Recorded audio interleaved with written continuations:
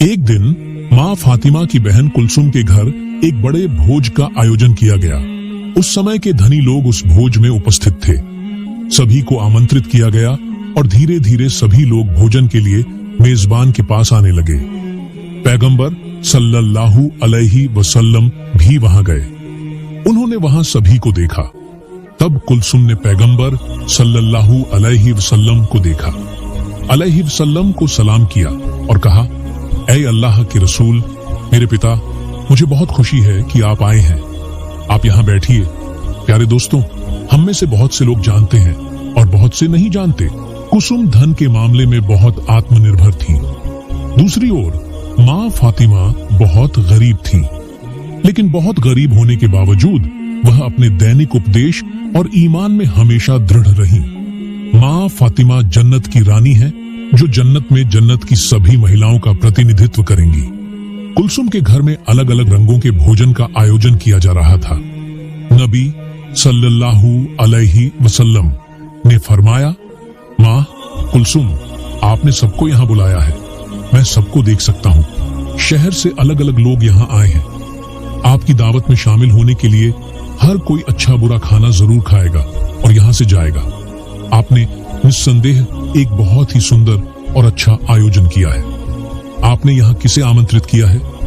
कुसुम ने कहा, हे मेरे पिता, अल्लाह के प्यारे, मैंने इस शहर के सभी अमीर लोगों को अपने मेहमान के रूप में आमंत्रित किया है। सभी प्रतिभाशाली विद्वान, ज्ञानी और गुणी लोग यहाँ आमंत्रित हैं। पैगंबर सल्लल्लाहु अलैहि वसल्लम ने कहा, तुमने सभी को आमंत्रित किया है, लेकिन तुमने एक भी व्यक्ति को आमंत्रित नहीं किया। कुलसुम ने कहा, ऐसा कौन है जिसके पिता को मैंने आमंत्रित नहीं किया? पैगंबर सल्लल्लाहु अलैहि वसल्लम ने कहा, यह बात तुम्हें पता नहीं होनी चाहिए, वह तुम्हारा खून का रिश्ता है। तुम्हारी अपनी बहन फातिमा कुलसुम कुछ देर चुप रही। उसने जानबूझकर फातिमा को आमंत्रित नहीं किया, क्योंकि फातिमा बहुत गरीब थी, उसके कपड़े अच्छे नहीं थे। कुलसुम ने सोचा कि अगर फातिमा इस निमंत्रण पर आ गई तो उसकी इज्जत को ठेस पहुंचेगी, इसलिए उसने उसे आमंत्रित नहीं किया। इसी बीच जब कुसुम ने एक बहुत बड़ी पार्टी का आयोजन किया तो उसने कुरमा पोला का एक बढ़िया भोजन आयोजित किया। माँ फातिमा की अपनी बहन कुलसुम ने शहर के सभी लोगों को आमंत्रित करने और उन्हें भोजन कराने की पहल की। दूसरी ओर माँ फातिमा एक वक्त का खाना भी नहीं खा पा रही थी और उनके दो प्यारे बच्चे हसन और हुसैन, अल्लाह उन दोनों पर प्रसन्न हो, भूख से तड़प रहे थे। वे माँ फातिमा से बार बार कह रहे थे, माँ हम भूख बर्दाश्त नहीं कर सकते, हमें कुछ खाने को दे दो। माँ फातिमा की आंखों से आंसू बह रहे थे। माँ फातिमा अल्लाह से पुकार रही थी, हे अल्लाह, मेरे घर में खाना नहीं है, कोई दिरहम नहीं है, मैं इन मासूम बच्चों को क्या दूं? अब मैं अल्लाह का प्रकोप तो सह सकती हूँ, लेकिन ये दोनों मासूम बच्चे भूख बर्दाश्त नहीं कर सकते। माँ फातिमा की पुकार से अल्लाह का सिंहासन कांप उठा। हे अल्लाह, मेरी बहन के घर में खाना नहीं है। हसन हुसैन भूख से तड़प रहे थे। उस समय माँ फातिमा की अपनी बहन कुलसुम के घर में अच्छा खाना बन रहा था। बढ़िया खाने का इंतजाम किया गया था।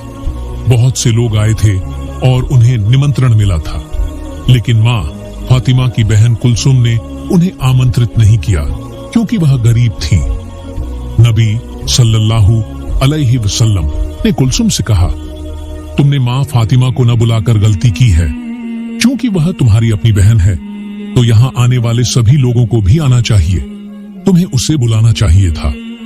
कुलसुम ने नबी सल्लल्लाहु अलैहि वसल्लम से खाने के लिए बैठने का अनुरोध किया और वह उसे नजरअंदाज करके दूसरी तरफ चले गए। एक एक करके सभी खाने के लिए आने लगे। चूल्हे से खाना उठने लगा।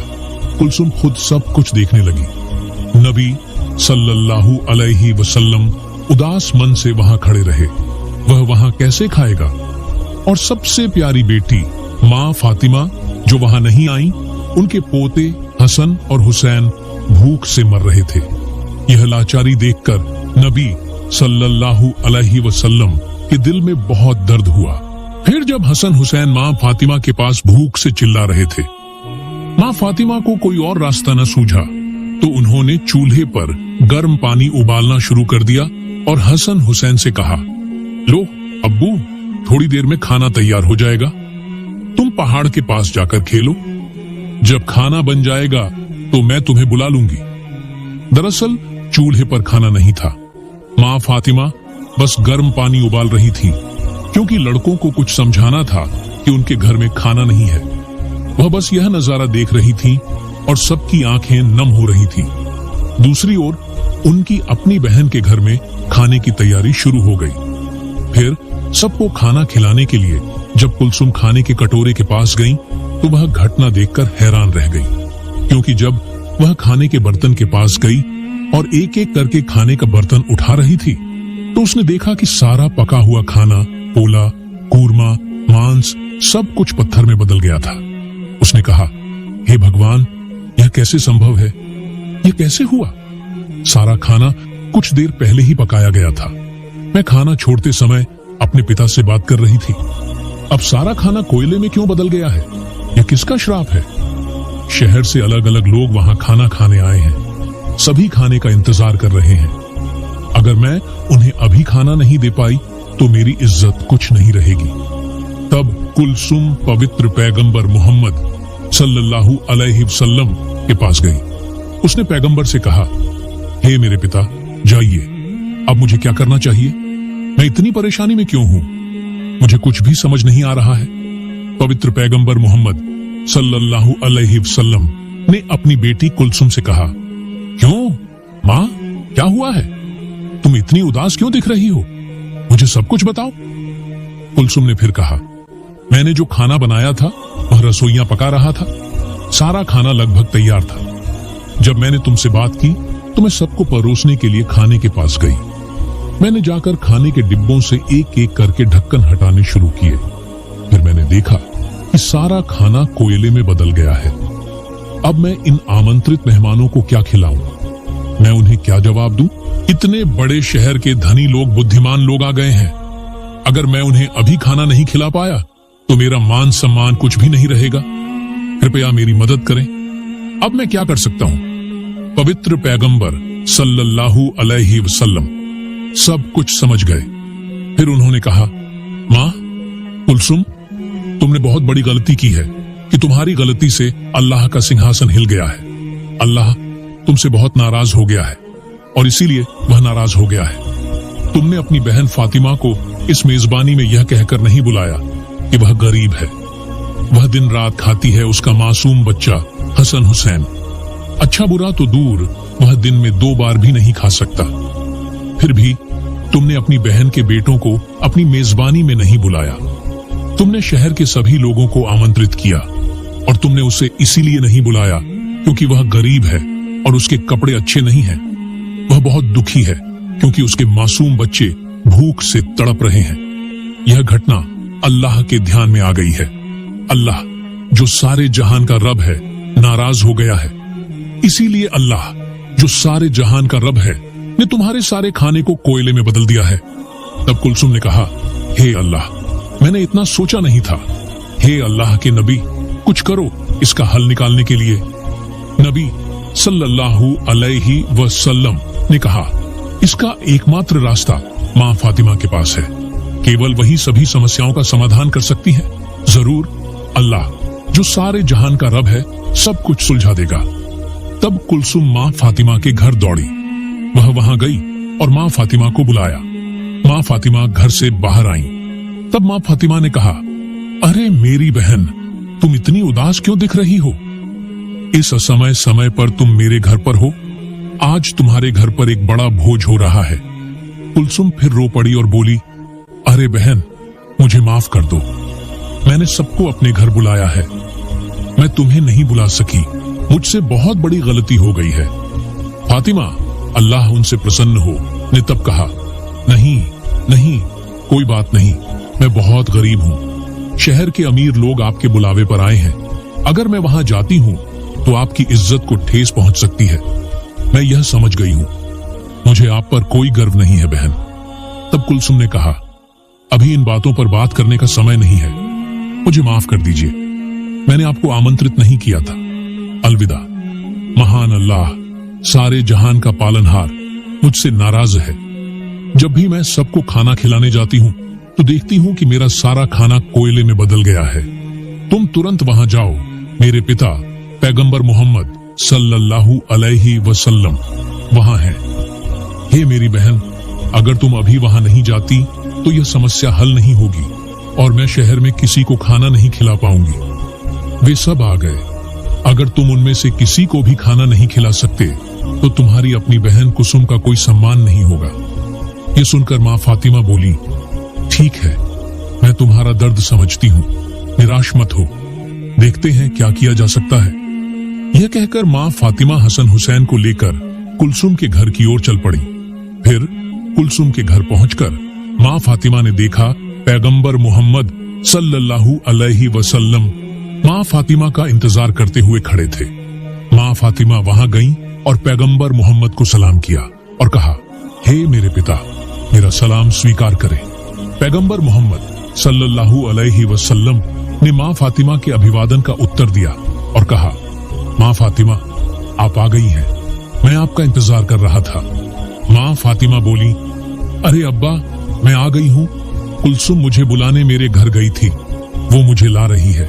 फिर नबी सल्लल्लाहु अलैहि वसल्लम ने फरमाया, तुम्हारी बहन फातिमा बहुत खतरे में है, उसने गलती की है।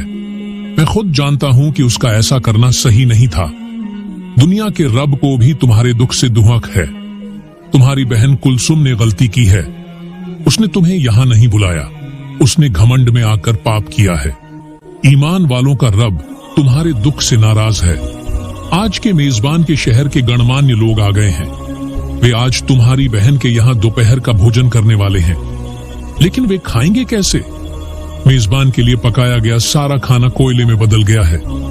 ये सुनकर माँ फातिमा हैरान हो गई और बोली, मैंने अपनी बहन को कभी बददुआ नहीं दी, ऐसा क्यों हो रहा है?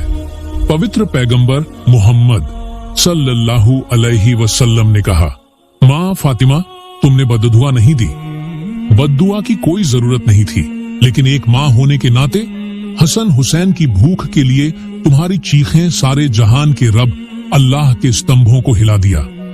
तो इस दावत में पकाया गया सारा खाना सारे जहान के रब अल्लाह के हुक्म से कोयले में बदल गया है। अब तुम्हारी बहन बहुत चिंतित है।